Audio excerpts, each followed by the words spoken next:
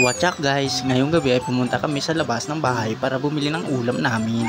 Alas 11 na nga pala ng gabi guys, kasi kakasundo ko lang ang asawa ko, galing siya sa trabaho niya. Kaya ganitong oras na kami kumakain palagi. Wawa naman kami guys. Ngayon nga guys, nandito na kami kaagad sa tindahan na may sogo sa taas. At bumili na kagad siya ng ulam. Siya na rin pumili guys, kasi sabi ko sa kanya kung ano yung gusto niya. Gusto ko na rin siya. Napakaganda talaga ng asawa ko guys pagka nakatalikod. Pero pag humarap, napakamaldita. At pagkatapos na ng umorder guys sa tindahan na may sogo sa taas, bumalik na kaagad siya. Lumapit sa akin. Hintayin na lang namin na tumagin yung pangalan niya para kunin yung order namin.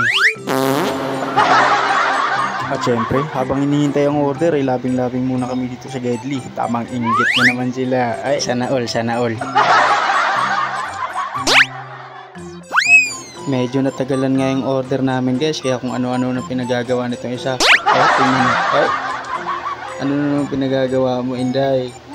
Ay, nose check. Pangit check.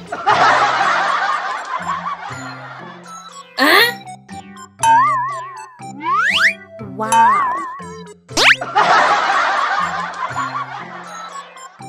Sa sobrang tagal nga ng paghihintay namin guys, nag-usap muna kami tungkol sa aming mga buhay-buhay. Baka bukas may makakain pa ba kami. Dito nga guys, tinitingnan niya ngayon sarili niya kung bagay ba sa kanya magmotor, sabay nagpaalam sa akin. Mahal, pwede ba ako mag-drive mamaya? Picturean mo ako ha. Wow! At yun nga guys, sinawag na nga yung pangalan niya. Luto na daw ang order niyang kare-kare, kaya kinuha niya na kaagad dun sa tindahan na may sogo sa taas.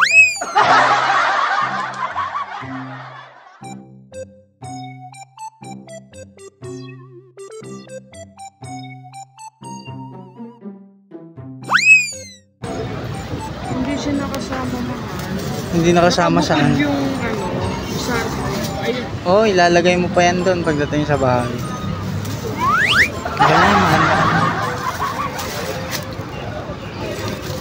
Ayun na nga guys, sinuotan niya na nga agad ako ng helmet kasi excited na siya mag-drive pa uwi. Ha?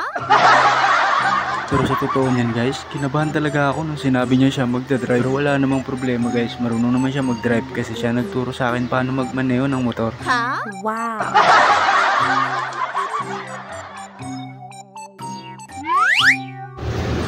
Oo, dandan lang ha. Ayun nga guys, iba talaga yung pakiramdam pag ikaw yung nagdadrive kaysa ikaw yung pinagdadrive. Konting liko niya lang ay may isipan mo lang tumalon. Hindi naman gaano kalayuan nung binila namin ng ulam, kaya masasabi ko, naligtas kami makakauwi. At yun na nga guys, nandito na kami sa bahay. Pinarada niya lang yung motor at aakit na rin kami at makakain. Sana suportahan nyo kami at manood pa kayo sa susunod namin mga video. Salamat po!